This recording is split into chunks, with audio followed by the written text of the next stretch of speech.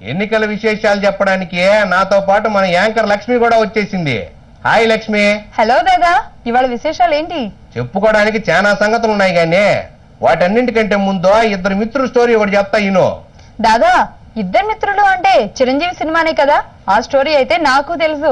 ఇది cinema story కాదు లక్ష్మి, ఎన్నికల స్టోరీ. వాళ్ళిద్దరూ మంచి మిత్రులే కాదు, రాజకీయాల్లో గురు శిష్యులు కూడా.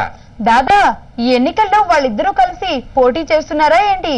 కలిసి పోటీ చేస్తే విశేషమే ఉంది లక్ష్మి. ఒంగోలు అసెంబ్లీ సీటు కోసం వాళ్ళిద్దరూ ఒంగోలు గిత్తల్లా కొమ్ములు ఇస్తున్నారు. మరి ఎన్నికల సమరానికి సై అంటున్న ఆ గురు శిష్యుల స్టోరీ చూడు.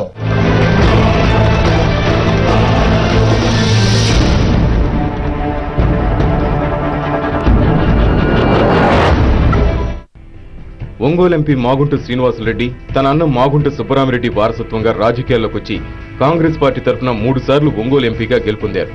మరొకరు మాజీ మంత్రి, తాజా మాజీ ఎమ్మెల్యే బాలినేని శ్రీనివాసరెడ్డి ఒంగోలు నుంచి కాంగ్రెస్ పార్టీ అభ్యర్థిగా 3 సార్లు ఎమ్మెల్యేగా గెలుపొందారు. వైఎస్ రాజశేఖర రెడ్డి ముఖ్యమంత్రి అయ్యే వరకు మాగుంట శ్రీనివాసరెడ్డి, బాలినేని శ్రీనివాసరెడ్డిలు రాజకీయాల్లో గురు శిష్యులుగా పేరొందారు. ఎంపీ మాగుంట కుటుంబానికి బాలినేని శ్రీనివాసరెడ్డి ముఖ్యుడిగా చెలామణి అయ్యారు. అయితే వైఎస్ ముఖ్యమంత్రిగా ప్రమాణ స్వీకారం చేసిన తర్వాత వైఎస్ బంధువైన బాలినేని జిల్లాలో చక్రం తిప్పారు. ఇంతకాలం తన ప్రధాన అనుచరుడిగా ఉన్న బాలినేని ఒక్కసారిగా గురువును మించిన శిష్యుడిగా మారడంతో మాగుంట జీర్ణించుకోలేకపోయారు. ఒకే పార్టీలో ఒకరు ఎంపీగా మరొకరు ఎమ్మెల్యేగా ఉన్న ఇద్దరి మధ్య అభిప్రాయ భేదాలు చోటు చేసుకున్నాయి. ఈ దశలో రెండోసారి కాంగ్రెస్ అధికారంలోకి వచ్చే ముందు జరిగిన 2009 ఎన్నికల్లో కూడా ఒంగోలు ఎంపీగా మాగుంట, ఎమ్మెల్యేగా బాలినేని తిరిగి పోటీ చేశారు. ఇద్దరూ కలిసే ప్రచారం చేశారు. అభిప్రాయ భేదాలు మరిచి చట్టాపట్టాలు వేసుకుని తిరిగి ఇద్దరూ గెలుపొందారు. అయితే ఇప్పుడు ప్రకాశం జిల్లా రాజకీయాలు రెండుగా చీలిపోయాయి. మాగుంట వర్గం, బాలినేని వర్గంగా కాంగ్రెస్ పార్టీ నేతలు, కార్యకర్తలు విడిపోయారు. దీంతో ఇంతకాలం కలిసి పోటీ చేసి హ్యాట్రిక్ సాధించిన జంట ఇప్పుడు ప్రత్యర్థులుగా మారారు. బాలినేని ఓడించేందుకు ఎంపీ మాగుంట శ్రీనివాసరెడ్డి తన సొంత వదిన మాగుంట పార్వతమ్మని ఎన్నికల బరిలో దించుతున్నారు. ఒంగోలుకు రానున్న ఉప ఎన్నికల్లో కాంగ్రెస్ పార్టీ అభ్యర్థిని గెలిపించేందుకు బాలినేనితో తలపట్టడం ఖాయమని, ఈసారి చరిత్ర తిరగరాస్తామని ఒంగోలు ఎంపీ మాగుంట అంటున్నారు. ఒంగోలులో కాంగ్రెస్ అభ్యర్థిని గెలిపించుకోవడమే ఇప్పుడు తన ముందున్న తక్షణ కర్తవ్యమని మాగుంట గంటా బజాయిస్తున్నారు. మన కాంగ్రెస్ ప్రభుత్వాన్ని దించాలనే ఉద్దేశంతో తీసుకొచ్చిన ఎన్నికలు ఇది.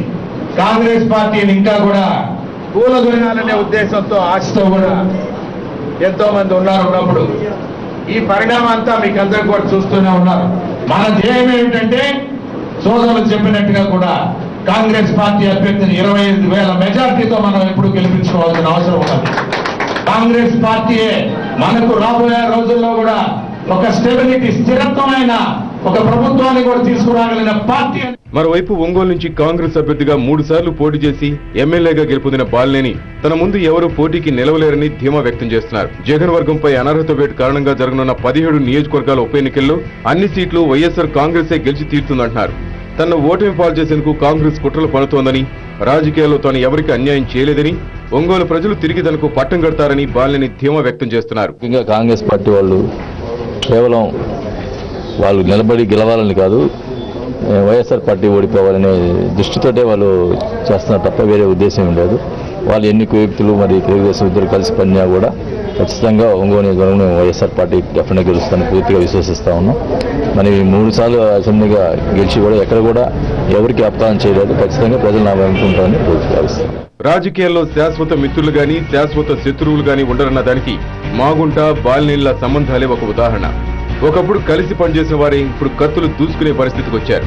రాజకీయాల్లో గెలుపోటములపై ఎవరు ఎన్ని లెక్కలు వేసుకున్నా ఉప ఎన్నికల్లో ప్రజలిచ్చే తీర్పే నేతల అసలు బలానికి కొలమానంగా నిలవనుంది.